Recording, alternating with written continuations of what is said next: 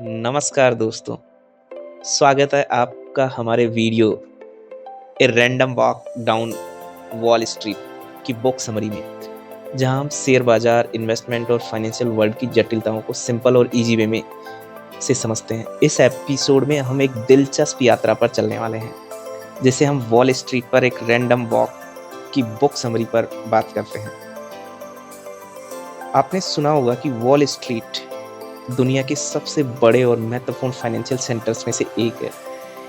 लेकिन क्या आपको पता है कि यहाँ हर डिसीजन पर, हर इन्वेस्टमेंट और हर ट्रेड एक सोच समझकर किया गया कदम नहीं होता है, बल्कि यह अक्सर एक रैंडम वॉक की तरह होता है, जिसका मतलब है कि मूल्य की भविष्यवाणी करना बेहद मुश्किल है।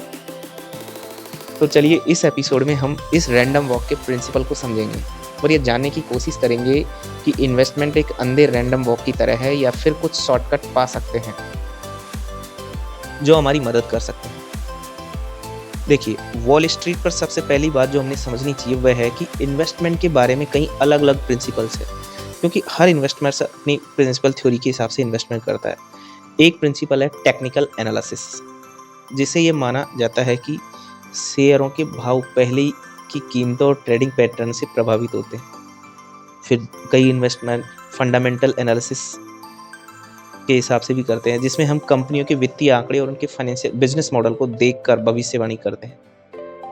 लेकिन सबसे रोचक बात यह है कि दोनों ही तरीके अपनी अपनी जगह सही है और कई बार दोनों ही तरीके हमें किसी सटीक नतीजे पर नहीं पहुंचाते। इस बुक में हम बात करते हैं रैंडम वॉक थ्योरी की, जिसे 1970 के दशक में बर्टन मल्किल ने प्रमुखता से सामने रखा है। मल्किल का मानना था कि शेयर बाजार में इन्वेस्टमेंट की कीमतें पूरी तरह से रैंडम होती है, मतलब उनके अपने विचार थे, और इनकी भविष्यवाणी करना किसी भी इन्वेस्टर्स के लिए संभव नहीं है।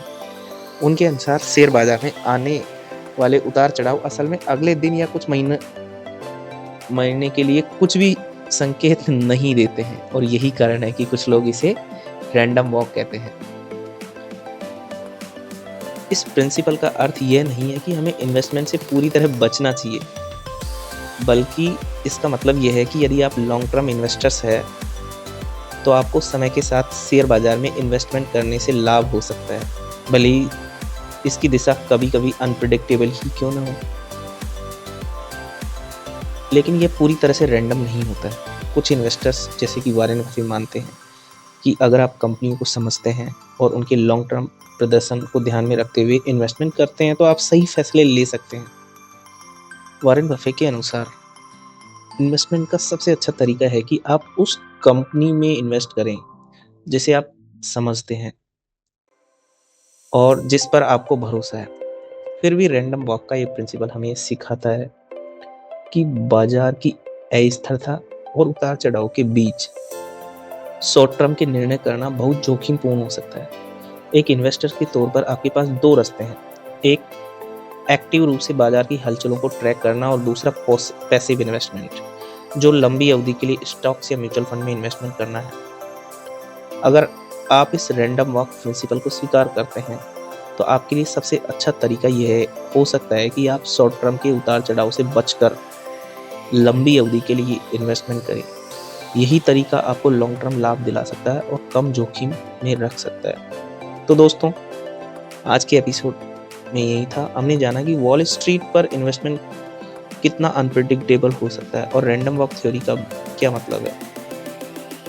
चाहे आप सक्रिय इन्वेस्टर हो या पैसिव इन्वेस्टर, सबसे महत्वपूर्ण बात यह है कि अपने इन्वेस्टमेंट की रणनीति को समझें और उसे अपने वित्तीय लक्ष्यों के अनुरूप करें। अगर आपको ये एपिसोड पसंद आया तो कृपया इसे अपने दोस्तों के साथ शेयर करें और हमें अपने विचार कमेंट्स के माध्यम से बताएं। साथ ही अगर आप हमारे चैनल को सब्सक्राइब नहीं किया है तो इसको सब्सक्राइब करना ना भूलें, ताकि अगले एपिसोड के बारे में जल्दी से जान सकें।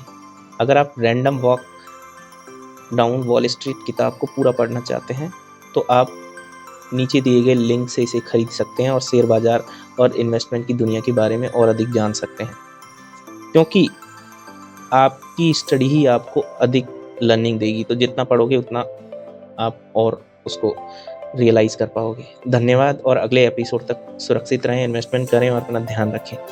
नमस्कार।